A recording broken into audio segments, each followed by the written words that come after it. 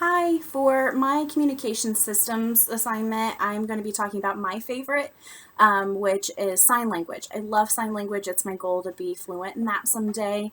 But I love teaching my kids sign language. There are some very basic signs that I like to teach them that I hope help them access a lot of things within their environment just using those basic signs.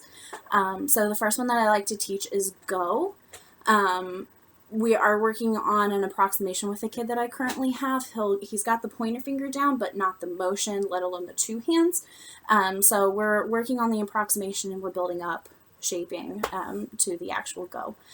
Stop is also one that I like to teach. We use that with our kids, but I think it's important for them to also have. So if there's something in their environment that they want to end, they have the communication to ask for that.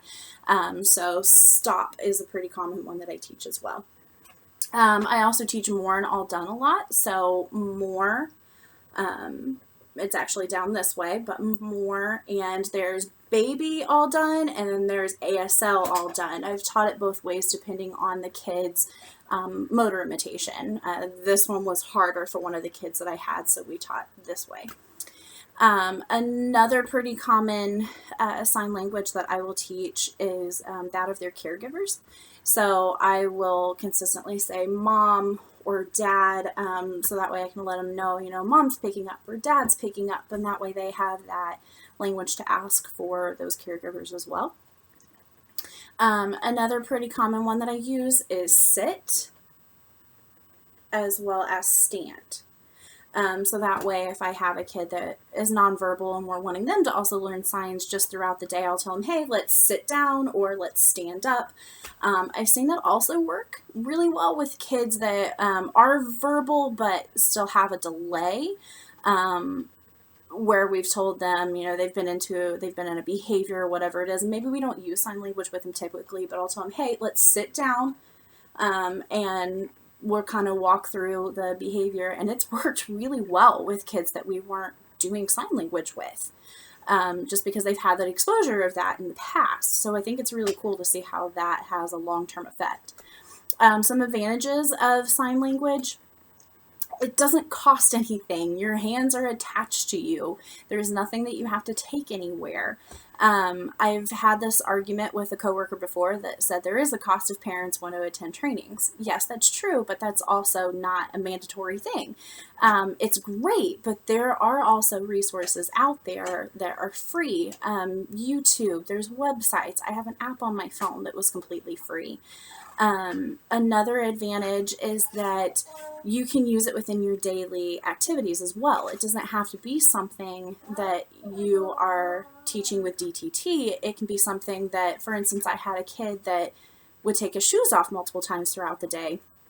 And I realized that I'm saying 20 plus times a session, put your shoes on, put your shoes on. And it just dawned on me, why don't I teach you the sign for shoes? And I didn't know it, so I looked it up, and I actually taught him socks and shoes, and he still to this day uses that to independently manage for those items. Some disadvantages of sign language: it's not universal. It's not, you can just go up to somebody and start talking to them in sign language. They have to at least know some basics, and so that's why those baby signs come along. Oh, and one that I forgot, help, is another one that I teach a lot as well.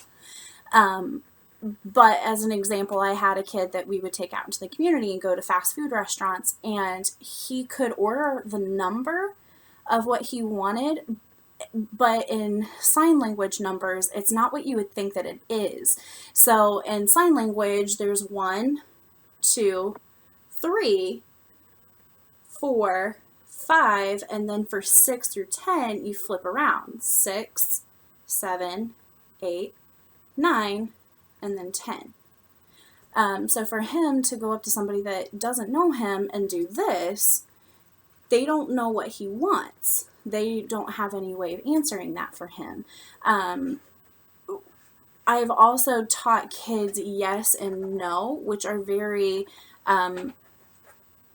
universal throughout a normal conversation, but not with somebody that doesn't know sign language. So it's kind of hard to teach yes and no to answer typical yes and no questions.